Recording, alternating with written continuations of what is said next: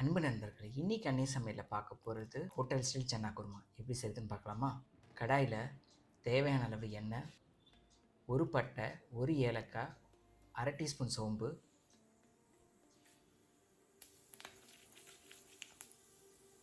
ஒரு துண்டு இஞ்சி, 6 பல் பூண்டு,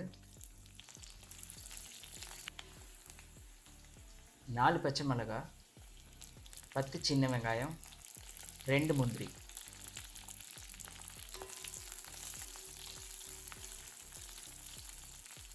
அரை மூடி தேங்காய் சேர்த்து 1 நிமிஷம் லோ ஃப்ளேம்லேயே வதக்கலாம்.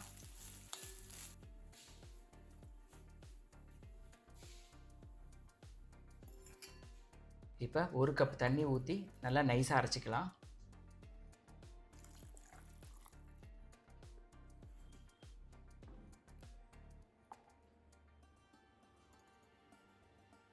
ஒரு கடாயில் தேவையான அளவு எண்ணெய், 2 பட்டை, கிராம்பு, ஏலக்காய், ஒரு பிரியாணி இலை, அரை டீஸ்பூன் சோம்பு, நைஸாக நறுக்கின 2 வெங்காயம், கொஞ்சம் புதினா இலை,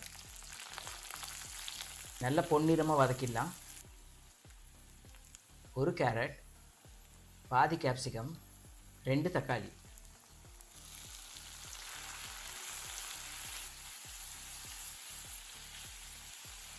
ஒன்றரை டீஸ்பூன் மிளகாய்த்தூள், 1 டீஸ்பூன் மல்லித்தூள், 1/4 டீஸ்பூன் மஞ்சள் தூள். இது எல்லாத்தையும் நல்லா லோ ஃப்ளேம்லேயே வதக்கலாம். ஒரு கப்பு தண்ணி, அரை கப்பு வேக வச்ச சன்னா, குருமாக்கு தேவையான அளவு உப்பு,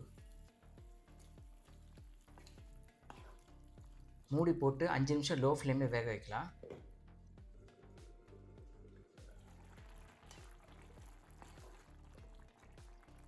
இப்போ அரைச்ச தேங்காய்,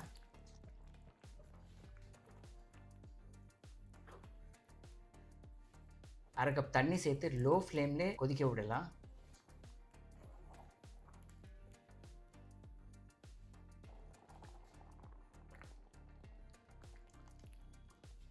கடைசியாக அரை டீஸ்பூன் கரம் மசாலா, கொஞ்சம் கொத்தமல்லி இலை. சூப்பரான hotel style chana kurma ready ஆயிடுச்சு. வீடியோ பிடிச்சிருந்தால் லைக் பண்ணுங்கள். இது வரைக்கும் அன்னை சமையல் சேனலை சப்ஸ்கிரைப் பண்ணாமல் பார்க்குறீங்கன்னா சப்ஸ்கிரைப் பண்ணுங்கள். நன்றி.